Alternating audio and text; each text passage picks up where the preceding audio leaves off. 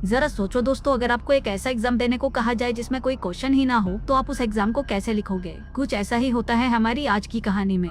कहानी शुरू होती है और हम देखते हैं कि एक इंटरव्यू में सेलेक्ट हुए 8 कैंडिडेट को एक रूम में लेकर आया जाता है और सबको अलग अलग डेस्क पर बिठा दिया जाता है। उन सभी के सामने एक पेंसिल और एक पेपर होता है और हर पेपर पर कैंडिडेट और उसका नंबर लिखा होता है। इसके बाद एग्जाम का इन्विजिलेटर वहाँ पर आता है और उन्हें एग्जाम के रूल्स बताना शुरू करता है। सबसे पहले वो बताता है कि उन सभी को एक क्वेश्चन का आंसर देना होगा, जिसके बाद वो बताता है कि एग्जाम के दौरान अगर कोई कैंडिडेट उससे या गेट के पास खड़े हुए गार्ड से बात करेगा तो वो उसी वक्त डिस्क्वालीफाई हो जाएगा, और अगर किसी ने भी उनके सामने रखे हुए पेपर को खराब किया या डैमेज किया तो वो भी उसी वक्त डिस्क्वालीफाई हो जाएगा। इसके अलावा अगर कोई भी इस रूम से बाहर गया तो वो भी डिस्क्वालीफाई हो जाएगा। लास्ट में इन्विजिलेटर उनसे पूछता है कि क्या आपके मन में कोई क्वेश्चन है, पर कोई भी कैंडिडेट उसका कोई जवाब नहीं देता।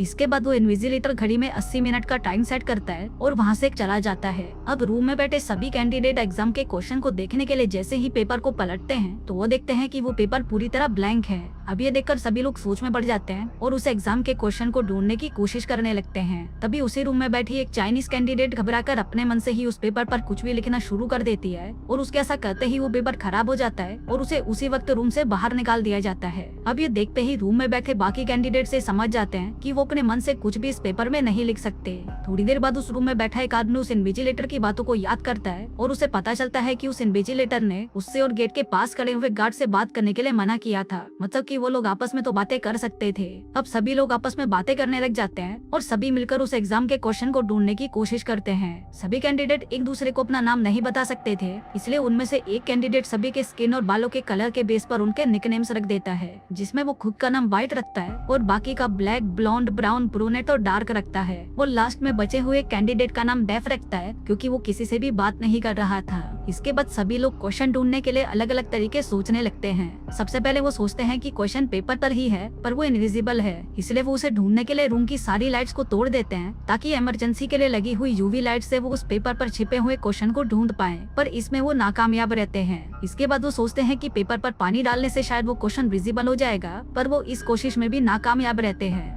इसी बीच व्हाइट चालाकी से ब्रूनेट से उसके पेपर पर ही आग लगवा लेता है, जिससे वो डिस्क्वालीफाई हो जाती है। इसके बाद व्हाइट डेफ के पास आता है और उसे भी इस रूम को छोड़कर जाने के लिए मजबूर करता है और इसी के साथ ही डेफ भी डिस्क्वालीफाई हो जाता है। फिर इस पे कुछ देर बाद व्हाइट सभी लोगों से कहता है कि उसे क्वेश्चन का पता चल चुका है, पर वो किसी को भी नहीं बताएगा। अब व्हाइट की इन बातों से ब्लैक बहुत ज्यादा चढ़ जाता है और वो व्हाइट को मुक्का मारकर बेहोश कर देता है। फिर थोड़ी देर बाद जब व्हाइट को होश आता है तो वो सभी से रिक्वेस्ट करता है कि उसकी दवा खाने का टाइम हो गया है, इसलिए कोई उसकी पॉकेट में से दवा निकालकर उसे खिला दे।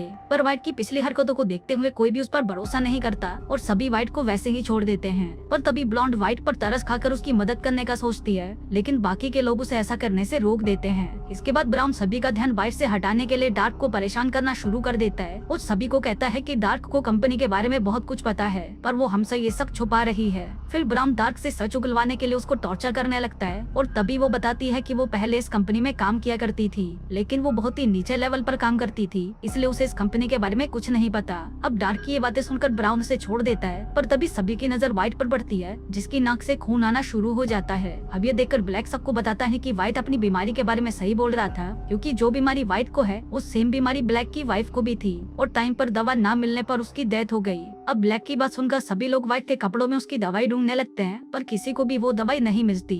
अब व्हाइट को मरता हुआ देखकर डार्क इन्विजिलेटर को हेल्प करने के लिए बोलती है, पर उसके ऐसा करते ही गार्ड उसे कमरे से बाहर निकाल देता है और वो डिस्क्वालीफाई हो जाती है।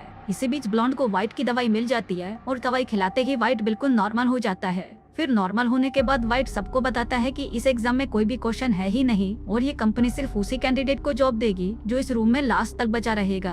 अब सभी को व्हाइट की बात सही लगती है और फिर सभी एक दूसरे को उस कमरे से बाहर निकालने के लिए आपस में लड़ाई करना शुरू कर देते हैं। इसी बीच ब्लैक गार्ड से उसकी गन ले लेता है और व्हाइट पर चलाने की कोशिश करता है, पर वो गन काम नहीं करती क्योंकि उस गन पर फिंगरप्रिंट लॉक लगा हुआ था, जिसकी वजह से उसको सिर्फ गार्ड ही यूज कर सकता था। पर तभी व्हाइट खड़ा होता है और ब्लैक के हाथ से गन छीन लेता है, जिसके बाद वो गार्ड के पास जाता है और उसके हाथ से उस गन को अनलॉक कर लेता है, जिसके बाद वो एक एक करके सभी को वो रूम छोड़कर जाने के लिए कहता है। अब गन से डरकर ब्राउन तो उस रूम से निकल जाता है, लेकिन जब बियॉन्ड वहाँ से निकल रही थी तो जाने से पहले वो रूम की सभी लाइट्स को बंद कर देती है। अब लाइट्स बंद होते ही ब्लैक व्हाइट से गन छीनने के लिए उसके पास आता है, लेकिन व्हाइट रूम के अंदर लगातार गोलियां चलाना शुरू कर देता है, जिस वजह से एक गोली सीधा जाकर ब्लैक को लगती है और वो जमीन पर गिरकर बेहोश हो जाता है। इसके बाद व्हाइट की नजर डोर पर पड़ती है और वो देखता है कि ब्लॉन्ड अभी पूरी तरह उस रूम से बाहर नहीं गई और उसका एक पैर अभी भी रूम के अंदर ही है। फिर व्हाइट जैसे ही गन लेकर ब्लॉन्ड की तरफ जा रहा था तभी एग्जाम का टाइम कंप्लीट हो जाता है। अब व्हाइट को लगता है कि वो जीत चुका है, इसलिए वो एक्साइटमेंट में इनविजिलेटर से बातें करने लगता है। पर तभी रूम का गार्ड व्हाइट के पास आता है और उसे अपनी घड़ी से टाइम दिखाता है,